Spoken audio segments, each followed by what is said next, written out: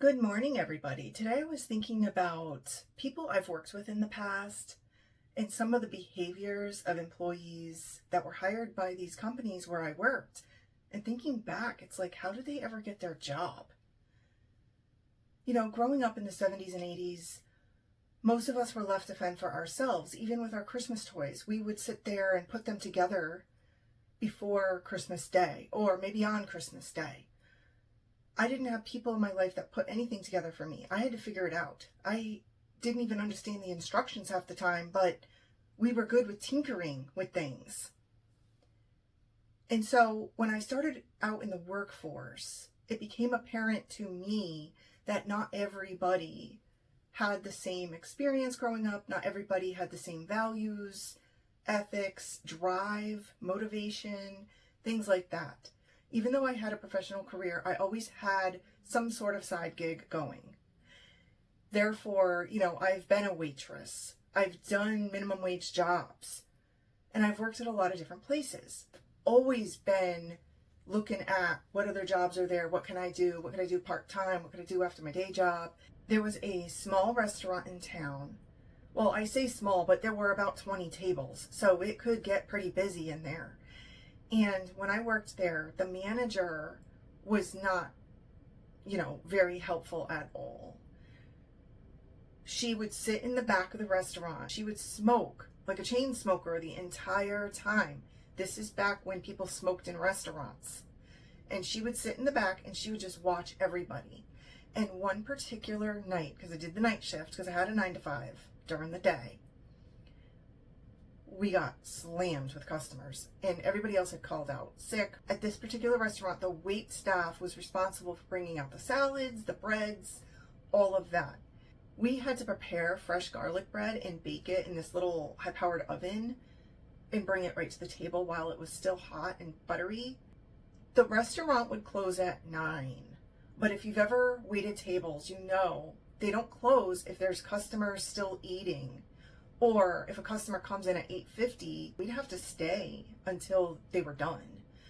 Then the wait staff would have to sweep the floor. We'd have to pick up all of these really heavy chairs with the wrought iron bases and flip them up over onto the tables, sweep everything, clean off all the tables, restock salt, pepper, everything that was on the table, sugar, whatever was out there. We'd had to restock all that. And then the dishwasher would come out and mop the floor, and nobody could leave before that. So sometimes I didn't even get home until 10 o'clock at night from having to do all of that. And mind you, this was a time when people make $4 an hour, because when you wait tables, you don't make the same minimum wage that is set by the federal standard or the state standard. You make less because you count in your tips. There was this one person, though. I didn't work with her every single day. She was a very nice girl. She was younger than me, though.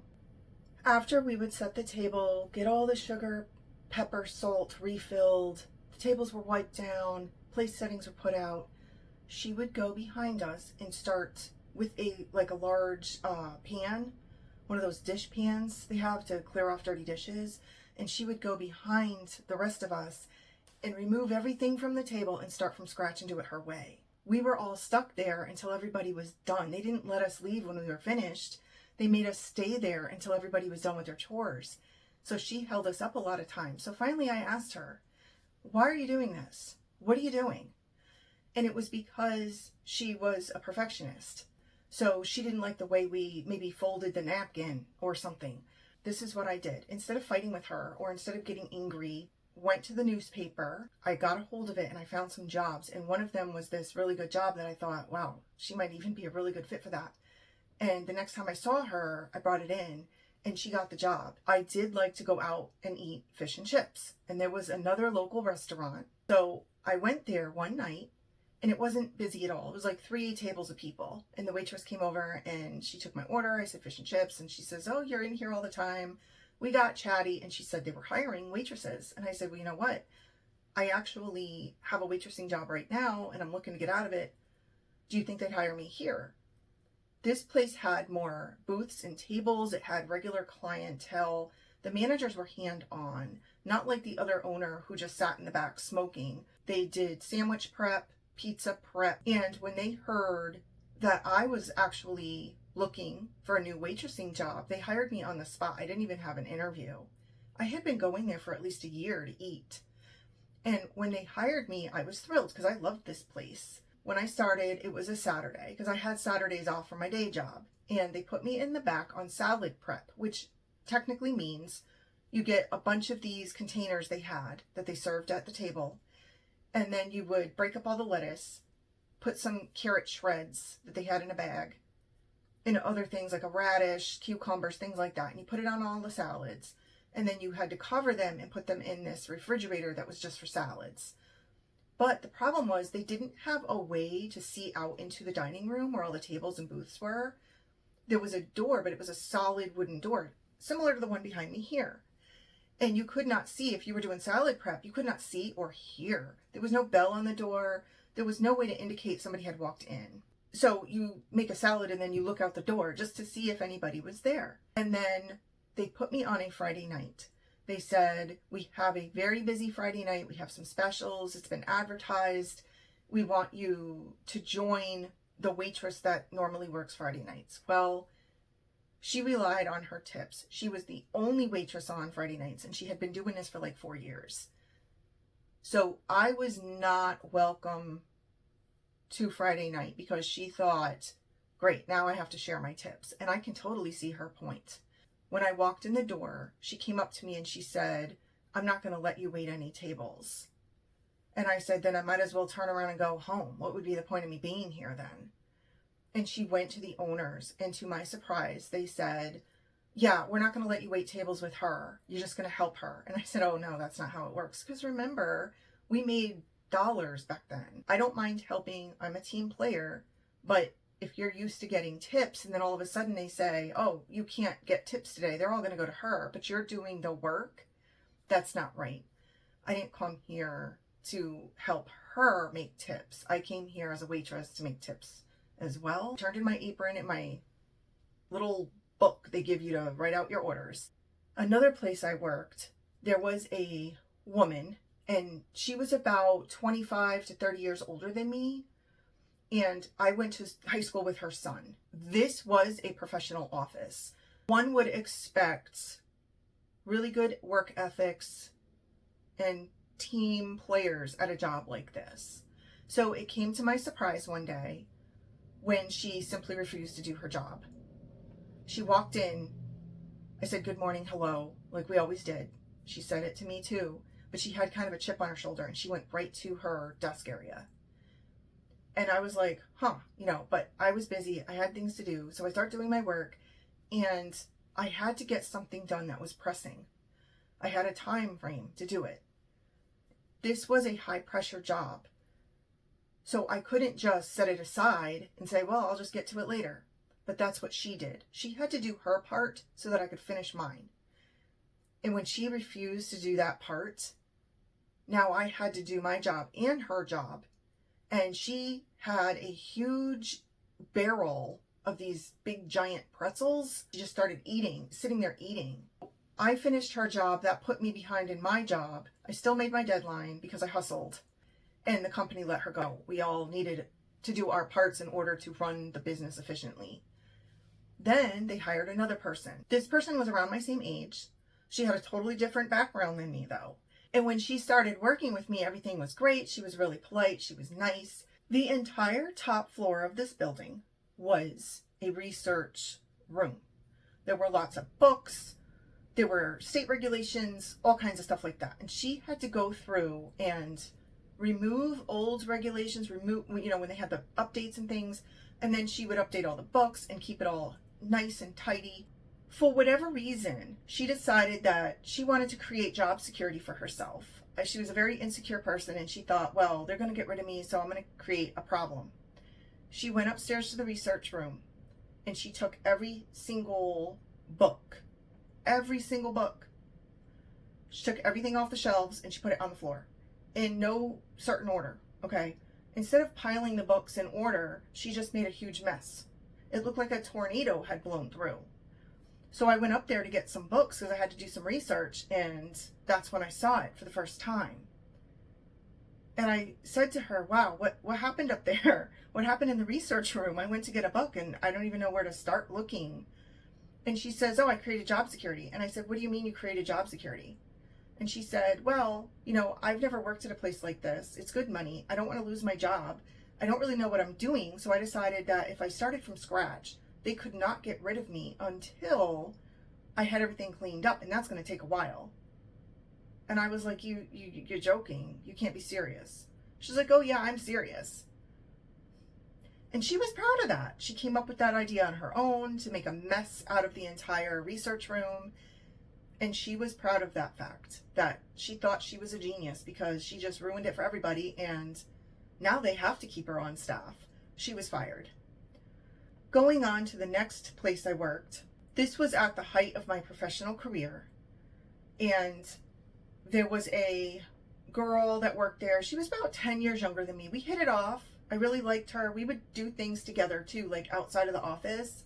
She invited me to a couple of festivals, and that was really fun. We had a great time outside of work life. Her dad owned a pizza restaurant. She was engaged, and we just hit it off and had a really nice friendship during this time.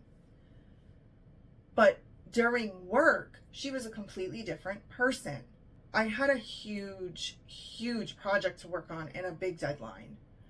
There were massive amounts of documents that had to be photocopied, put into binders, labeled. Even though I told her some of them are stapled or paper clipped, she fed them through the machine all at the same time. It was a disaster. You can just imagine this copy machine and papers just flying out every direction. Then it got jammed. There were paper clips stuck in it. There was nasty, sticky goo. I don't even know what that was from. And then there were staples everywhere. It was horrible. Some of the pages had ripped, and these were the originals, mind you. So when I saw that happened, I had a deadline, and I had to get this done by a certain time that day. Because the copies, like I said, were going in a binder, but not just that, they were getting shipped out. I had to make the UPS drop. I said, hey, why don't I help you do the copies? It wasn't that I thought that job was beneath me or anything like that, but I had a really full schedule and I was trying to do other things to meet this deadline. She said, okay, but then she walked out of the room and never came back. I was like, where did she go? So I just made the copies. I did it all. Then the deadline came. UPS was about to pick up. We had a really tall high-rise glass building, and at the very bottom of it was a UPS center, and that's where you could drop off your packages or pick up packages. UPS would go right there and pick up our office packages every single day. But the cutoff was like, I don't know, 4:30, something like that, and then they would be there by 5. Well, in the midst of this, I was racing around, and another coworker said to me, hey, can I help you in any way? And I said, oh, yes, thank you. I said, I don't know what happened to the other lady, but I need to get this down to the UPS drop-off at the bottom of the building, but I can't do that until I do this, and I can't be in both places at the same time. She says, no worries. So she went ahead and packaged everything up for me. I went back to my desk. I did the final stuff I had to do. I came running out and I put it in that package. She sealed it up. It was all ready to go with the label on it. And she raced out of the door and she went downstairs. And on her way out of the building, she dropped it outside of the building, not at the UPS drop-off.